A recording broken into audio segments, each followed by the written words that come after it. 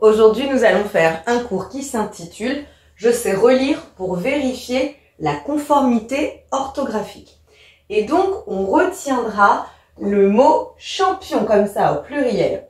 Je vais justement détailler tout cela. Alors c'est comme conjugaison. Effectivement, quand je me relis, eh bien je fais attention à la conjugaison. On accorde bien le verbe avec le sujet. Comme dans l'exemple suivant, tu manges une pomme, tu manges, j'ai bien un S puisqu'ici je suis au présent de l'indicatif à la deuxième personne du singulier. Nous mangions une pomme, j'ai bien ONS puisque c'est nous, je fais attention à rajouter le petit E pour bien avoir le son je. Donc là, eh bien je regarde à chaque fois quel est le sujet, quel est le verbe, est-ce que les deux sont bien accordés l'un avec l'autre. Pour écrire mon mot champion comme ça, eh bien je fais attention, après la conjugaison, je fais attention aux homophones. Les homophones, ce sont les mots qui se prononcent de la même manière. Donc je vérifie bien les homophones, comme A. Est-ce qu'il y a un accent ou est-ce qu'il n'y a pas d'accent? Si je peux dire avait, je ne mets pas d'accent. Si je ne peux pas dire avec, je mets un accent. Ou comme ça avec l'accent. Si je peux dire ou bien, je mets celui-là. Si c'est le lieu, je mets celui-là. Son et son. Là, ça c'est le possessif. Si je peux dire mon, j'écris comme ça. Et là, ici, c'est le verbe être à la troisième personne du pluriel. Donc si je peux dire, si je change par je et que je peux dire suis, ben je mets celui-là. Mais et mais. Mes affaires, eh bien je peux remplacer par tes affaires. Et ici, c'est mais, c'est pour marquer une opposition. C'est une conjonction de coordination. Ce n'est pas la même chose. Après les homophones, je fais attention aux accords. Donc dans le groupe nominal, par exemple, j'accorde bien mon nom et mon adjectif en genre et en nombre. Le genre, ça va être masculin et féminin. Le nombre, singulier et pluriel. Je regarde les exemples suivants. Un joli fauteuil. Joli sans S, fauteuil sans S, bien évidemment. Des jolis fauteuils. Là, j'ai un S à joli et un S à fauteuil. Une jolie table. Joli étant un adjectif, je l'accorde au féminin puisque le mot table est un nom féminin, donc je mets un S. Des jolies tables, féminin et pluriel. Je fais bien attention à tout cela. Maintenant, je passe au M de majuscules. Évidemment, on essaye de ne pas oublier les majuscules puisque chaque phrase commence par une majuscule. Et je fais attention à bien mettre des majuscules pour les noms propres. Ensuite, je m'attarde sur la ponctuation, le P comme ponctuation. À la fin de chaque phrase, je dois avoir une ponctuation forte. Un point d'exclamation, un point d'interrogation ou les trois petits points. Et je pense aussi, au niveau de mon texte, à mettre des virgules pour faire des pauses.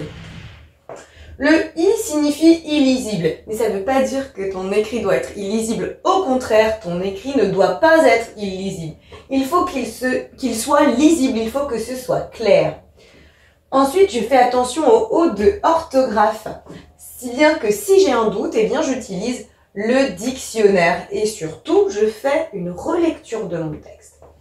Le N comme néant. Néant voulant dire rien. Donc je fais attention qu'il n'y ait pas de manque en fait dans mon texte. Est-ce qu'il ne manque pas des mots? Parce que parfois, eh bien il manque un mot dans une phrase. Donc je relis bien, je fais attention qu'il n'y ait pas de manque. Et je termine avec le S de son.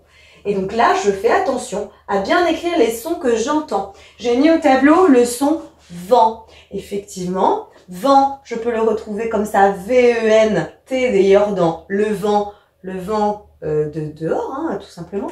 Vend, V-E-N-D, là c'est si je dis elle vend, par exemple, elle vend son téléphone. Et dans avant, je vois que le vent, V-A-N-T, là, est encore écrit différemment. Donc c'est pas facile du tout, mais je me pose la question, ah oui, est-ce que ça s'écrit comme dans le vent, si par exemple c'est venteux, ben je connais un mot de la même famille. Si c'est je vends, je sais que c'est le verbe vendre, alors je sais que ça s'écrit comme ça et je vais ajouter un S. Et avant est invariable et il s'écrit toujours comme cela. À toi de jouer à présent. Pour voir si tu as bien compris le cours, je vais te proposer quelques questions. On accorde le sujet avec le verbe. C'est vrai ou c'est faux?